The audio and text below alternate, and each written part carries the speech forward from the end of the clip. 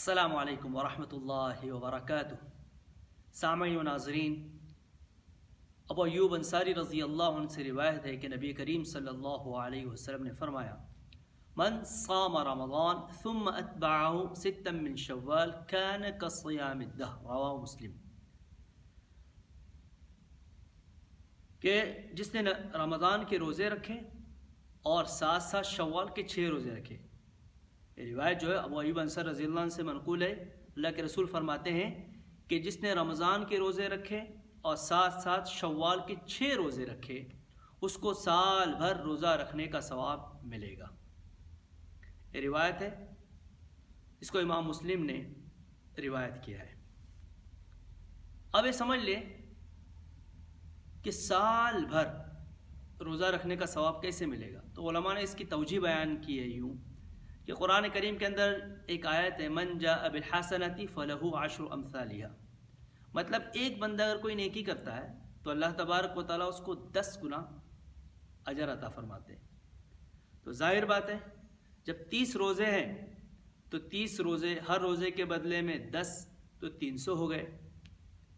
اب شوال کے 6 روزے رکھے گا تو 60 ہو گئے، 360 ہو گئے، اور سال بھر میں اسلامک ڈیٹ کتنے ہوتے ہیں، دن کتنے ہوتے ہیں، 360 ہوتے ہیں۔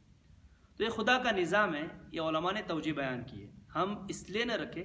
بس نبی کریم صلی اللہ علیہ وسلم نے فرما دیا کہ رمضان کے روزے کے بعد میں شوال کے کوئی 6 روزے رکھ لیتا ہے تو اس کو سال بھر روزہ رکھنے کا ثواب ملے گا، اس معنی کر ہم کو روزہ رکھنا ہے۔ اب یہ روزے کب رکھے، کیسے رکھے؟ عید کے بعد فوراً ان کو مسلسل 6 روزے رکھے جا سکتے ہیں۔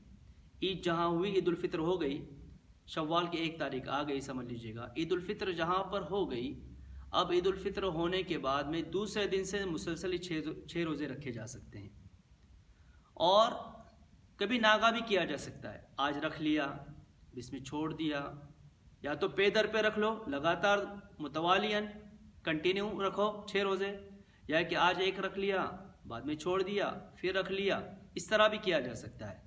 بہرحال ہمیں ان 6 روزوں کو شوال کے پورے مہینے میں ختم کرنا ہے۔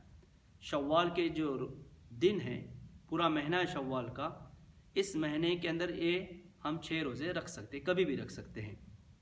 اب کچھ چیزیں میں اس کے ضمن میں جو آتی ہے وہ بتاتے چلوں کہ کوئی شوال کے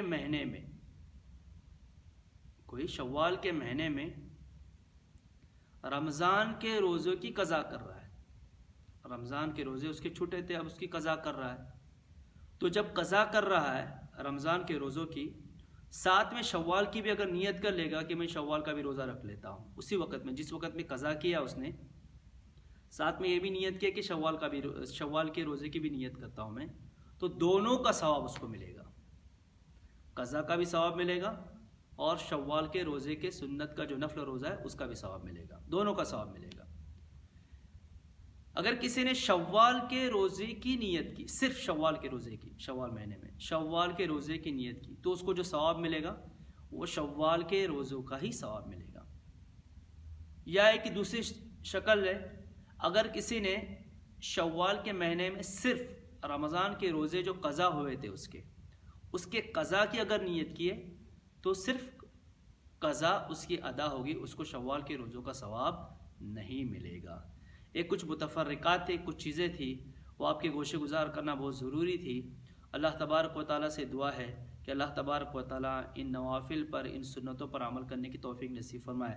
ویسے بھی لاک ڈاؤن کا زمانہ ہے، بہت آسانی کے ساتھ میں ہم رکھ سکتے ہیں، اور کوشش بھی کر لینا چاہیے یہ روزے رکھنے کی، اللہ عمل کرنے کی توفیق نصیب فرمائے۔ جزاکم اللہ خیرا، احسن الجزاء خیرا ابدا کثیرا کثیرا، وآخر دعوانا الحمد للہ رب العالمین۔